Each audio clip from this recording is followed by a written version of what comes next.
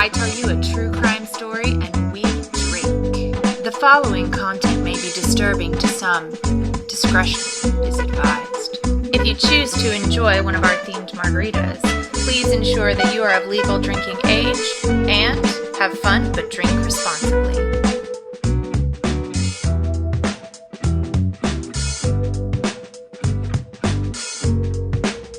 In a news conference held by Orange County District Attorney Tony Rackauckus in 2017, he had this to say about today's case. He said, quote, "It's often said that true life is stranger than fiction. The facts of this case make that statement spot on." End quote. Michelle Hadley, today's suspect turned victim, called it her worst nightmare come to life.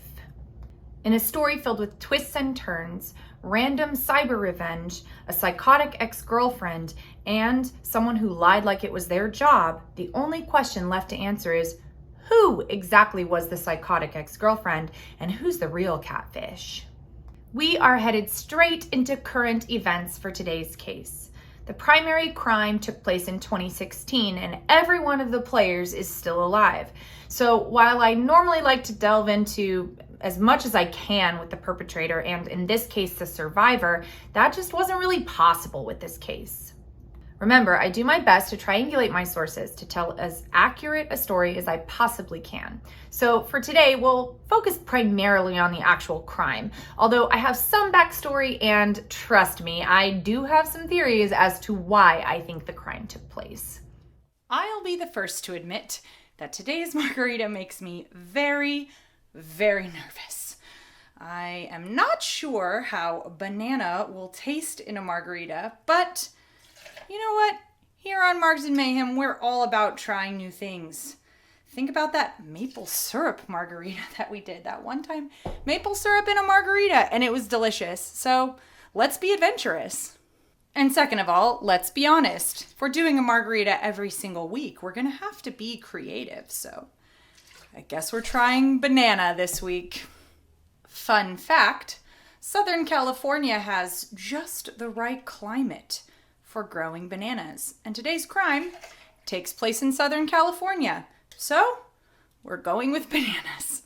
For this drink, we've added 2 parts tequila to our shaker, and then because I'm scared, a half a part of lime juice, 1 part of a banana liqueur like banana schnapps or banana vodka, and 1 part triple sec. We'll add all of those to our shaker, pop on the top, and shake away. Mixing well. I'm so nervous. We will strain her into a glass that has a sugar rim for today's drink. Here we go. Oh, and I suggest buckling up because this is a wild ride. Angela Marie Connell was born in 1986 and is a native of Phoenix, Arizona. She graduated from Bourgade Catholic High School in 2003 and Arizona State University in 2006 with a major in theater and political science. She spent time volunteering with her father, who is a physician, in Honduras. She met Ian Diaz, a U.S. Deputy Marshal, on an online dating site on January 2nd, 2016. I guess, as they say, it was love at first sight or click. On January 29th, Ian proposed, and to celebrate, they went on vacation to Boise, Idaho, where Angela told Ian that she was pregnant. When they got back from California, they decided that Angela should move in. Seems to me like things went pretty quick, and they might have got those steps all kind of mixed up, but who am I to judge? To get Angela on Ian's health insurance, they went ahead and got married on February 22nd. If you're doing the math, that's less than 2 months after they met. Not so shockingly, things did start to disintegrate in the relationship. Angela got her car repossessed and lied to Ian and told him that it was in the shop. Ian found mail and bank statements of a friend of Angela's that was a guy, but Angela lied and said that they got each other's mail. Weird. She lied about having a job with Orange County and even faked a pay stub to make it seem more real. Evidently, lying was something that had come pretty naturally to Angela. In fact, in a previous relationship, she had lied about having cervical cancer. She faked photos and she bought medical equipment to sort of legitimize the lie. In fact, that lie was what had ended that previous relationship naturally. Angela had a miscarriage in April, but by early May, she told Ian that she was pregnant again. She produced sonograms that were of twins. There's not much known about Ian's reaction to the pregnancy, but judging by how volatile the relationship between Angela and Ian had gotten, I think it's probably safe to assume that it wasn't exactly the reaction that Angela had hoped for. And then, in the summer of 2016, Angela received an email with the subject line, "Die." The email read, "I hope you're scared of death tomorrow. Be prepared." A few days later, several more arrived, including one that said, "Angela, you've lost. I'm going to end you." Angela was naturally terrified. She didn't know where the emails were coming from, and she feared for her own safety and that of her unborn twins. She filed a restraining order with the Anaheim Police Department, saying that the sender of the email had made threats to her life and to the lives of her unborn children. The sender was emailed and told to cease all contact with her, but the emails continued. They said she would burn in the fiery pits of hell. On May 31st, an email read, "There is no place you will be safe anymore." The apparent stalker wrote, "I know you are leaving work. I watch you as you walk. Let's play a game." The emails carried on with increasing levels of violence. Some even included links to decapitated bodies and aborted fetuses. And then it got worse. Someone posted an ad on Craigslist pretending to be Angela. The ads asked for a rape fantasy partner and begged people to attack her while she was walking her dog. The ad said she wanted them to have forcible sex with her, even if she screamed or resisted. The ads listed Angela's home address. And on June 24th, 2016, one of those men ambushed Angela in the garage of her condo. Following the attack, the police stopped at least 2 men outside of Angela's condo who admitted being there in response to the Craigslist ad. And to the police, Angela declared that she knew who was doing this to her. It was her fiance's crazy ex-fiance, Michelle Hadley. Police believe they had their suspect, and in the summer of 2016, as Michelle Hadley arrived home from a date in Ontario, California, she found police officers waiting for her in her driveway. They produced a warrant to search her laptop, tablet, and cell phone. She immediately handed the devices over. And then, without warning, she was arrested, put into handcuffs, and put into the back of the police car. She was driven to the Anaheim detention facility where they questioned her for hours. They accused her of a litany of crimes. Michelle was terrified and devastated and sat shivering and sobbing in a jail cell. It had to be a mistake. She hadn't done a thing. The next morning, her parents paid a $10,000 bond to get her out of jail. But the emails didn't stop. On July 13th, Angela called 911 again, saying there was a teenager outside of her condo. On July 14th, Michelle was arrested again, and the DA said that Michelle was a public safety risk and that Angela would be raped or worse, murdered, if Michelle was to be set free. So bail was set at $1 million, and so her family just couldn't afford to get her out of jail.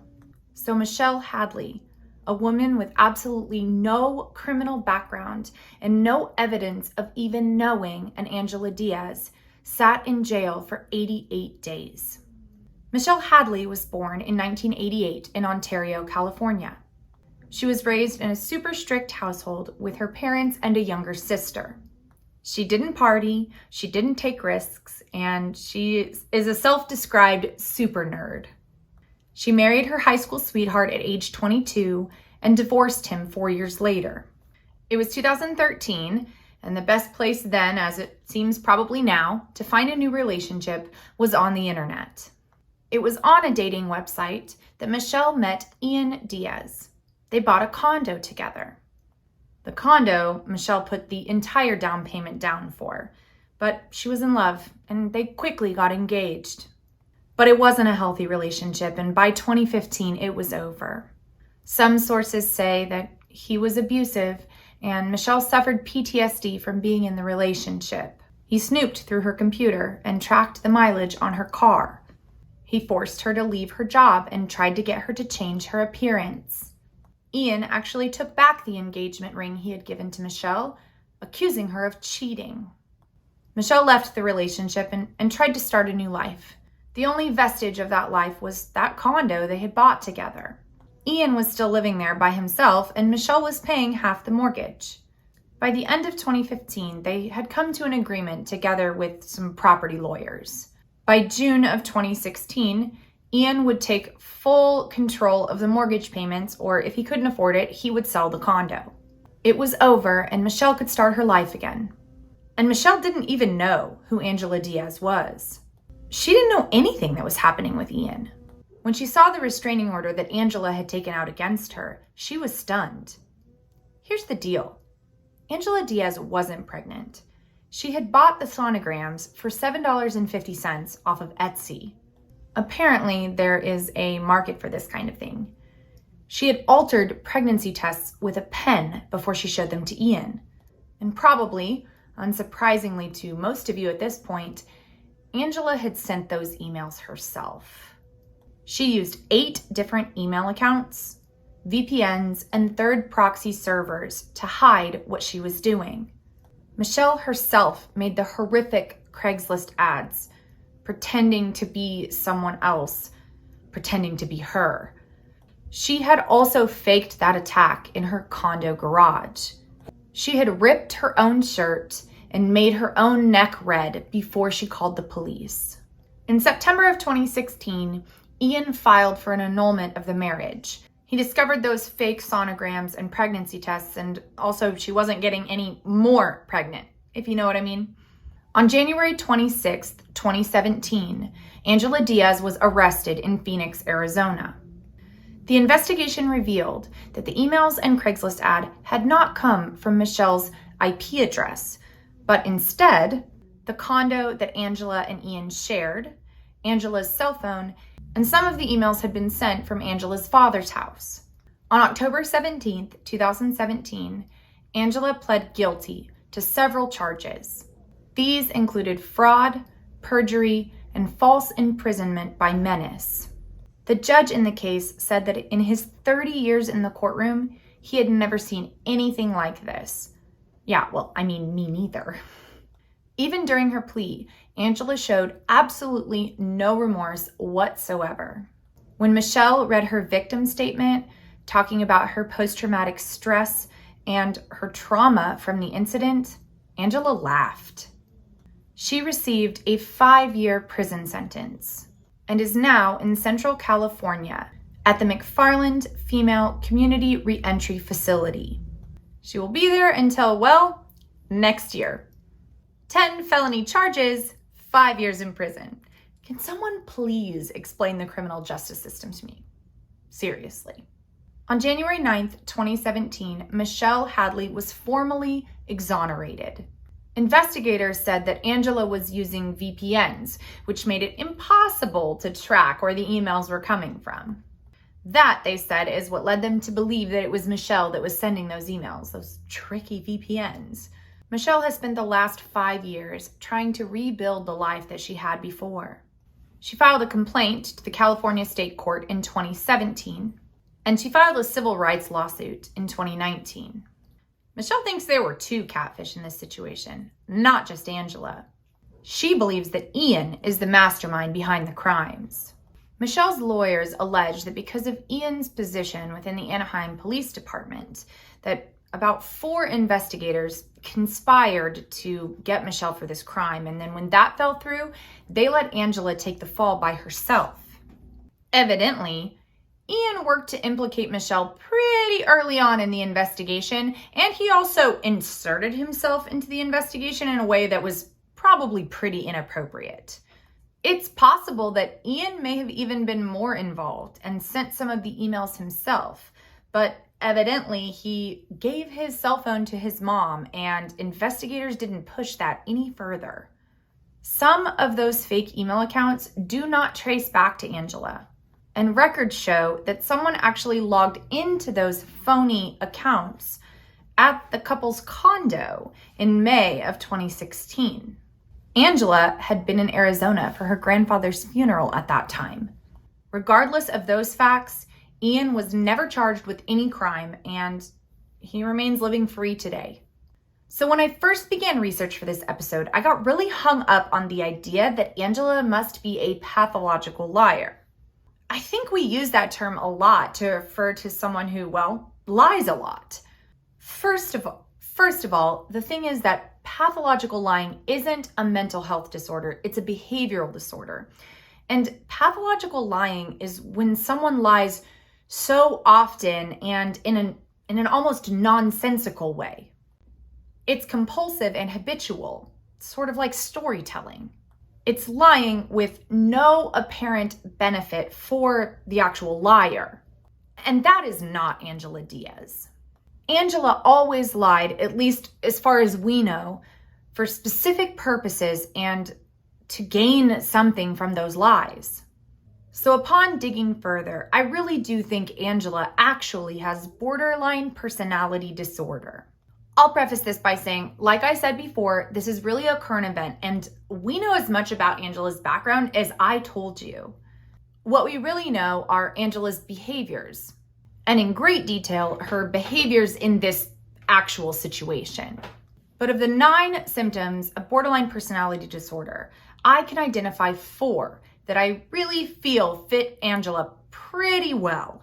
I'm not a psychiatrist, and I don't even play one on YouTube, but I'm curious what you think of my hypothesis. I'm gonna actually start with the last first, because the most pervasive symptom of borderline personality disorder is my strongest argument, so we're gonna actually end with that one. Number 1, unstable relationships. People with borderline personality disorder fall in and out of love really quickly. The relationships are either perfect or horrible. This stems from the belief that another person can make you whole. I think that the entire relationship between Ian and Angela indicates hers and probably his mental health instability. They were literally married and pregnant within 2 months of meeting each other on the internet. And then it wasn't too long after that they were basically broken up. This relationship was unstable as heck. 2, impulsive, sensation-seeking, self-destructive behaviors. It's pretty clear that Angela engaged in some very risky things. She made up horrible lies in an era where firewalls can be broken and computers can be traced. The emails were so frequent and wild in nature, it makes me think it was really more of an impulsive act versus a calculated scheme. She faked an attack and involved law enforcement. Sensation-seeking is probably an understatement. Feeling suspicious or out of touch with reality. It's hard to say if Angela's plan was well thought out, or if her paranoia about her fiancé's ex-fiancé led her to possibly even lose touch with reality. I mean, it just seems that she must have some level of paranoia towards Michelle, a person that she's never met, rather than just someone that she randomly targeted, and their one connection was Ian. So it seems obvious that she must have some level of suspicion or paranoia. And the last one is the most pervasive characteristic of borderline personality disorder. It's the thing that lies at the center of all of the other characteristics or symptoms. An intense fear of abandonment. This can be rational or irrational. This can be real or it can be perceived. I believe that every single one of the actions that Angela took in this case during 2016 was because she feared losing Ian. She was terrified that he would abandon her. This intense fear was triggered by their unstable relationship, which seems like in a lot of ways was a catch-22. This caused her to make dangerous, irrational, and just plain stupid decisions. She faked a pregnancy. She faked at least 8 email accounts. She tried to get her fiance's ex-fiance into prison, for goodness sakes. In order to be diagnosed officially with borderline personality disorder, you actually have to show 5 of the symptoms. But remember, we've seen relatively little of Angela Diaz's life. This is only the stuff that made it into the newspapers. I'd wager a guess that there's a lot more that we haven't seen that adds up to borderline personality disorder. Personality disorders are the extreme of any personality. Even though we all might feel these things from time to time, most of us have a strong enough sense of self to be able to ground ourselves in reality and to not engage in these destructive behaviors. People with borderline personality disorder don't have a strong sense of self. They're not grounded in anything. And this intense fear of abandonment leads to absolutely wildly destructive behaviors. So what do you think? Who was the real catfish? Was it Angela by herself? Was it Ian by himself? Or was it both of them? Was Ian out for revenge for a relationship he didn't want to end? Or was Angela in a desperate need to hold on to a relationship that was falling apart? Or did they work together to destroy a common enemy? How did police rush to arrest Michelle and leave her sitting in jail for almost 3 months? Why didn't they first thoroughly search her phone, tablet, and computer before making an arrest? Do you think that might indicate some strange issues and possible corruption within that police department? And what about borderline personality disorder? Do you make some of the same inferences that I do? Do you think that could be an explanation of why Angela did all of this to Michelle? Personally, I don't know if Angela did this by herself or if it was Ian or if it was both of them together. My instinct says that they didn't work together on this. And let's be honest, Angela has a track record of these kinds of lying situations in order to preserve relationships. We don't really need to get into why women fake pregnancies again, I don't think. I think Angela loved Ian and was willing to do whatever it took to hold on to and cling to that relationship. She had already tried that in a previous relationship by faking cancer. She was currently faking a pregnancy. Maybe that wasn't enough to make the fantasy life she craved complete, or maybe he wasn't buying it. So what better way to hold on to a man than by being a innocent, helpless, pregnant victim? And Ian getting involved with the investigation is definitely inappropriate. But if he was trying to protect his pregnant wife from his crazy ex-fiance, I could see it. But I'm curious what you think. Thanks for hanging out with me. If you have an idea for a case, or more importantly, a margarita, head on over to our social media. We have Instagram and Facebook, and the links are both in the description box. When you're there, tap the follow button so you can join in on the fun. We do quizzes, have some thought and discussion questions, and you'll always be notified when a new episode is released. I mean, if you haven't figured that out already, it's every Thursday. Anyway, next week we're headed south of the border for a story that is almost as unbelievable or maybe more unbelievable than this one. And the margarita? Well, she's gonna be spicy. Thanks for hanging out with me. And remember, there are always alternatives to murder and faking a pregnancy, cancer, and random emails from a crazy ex.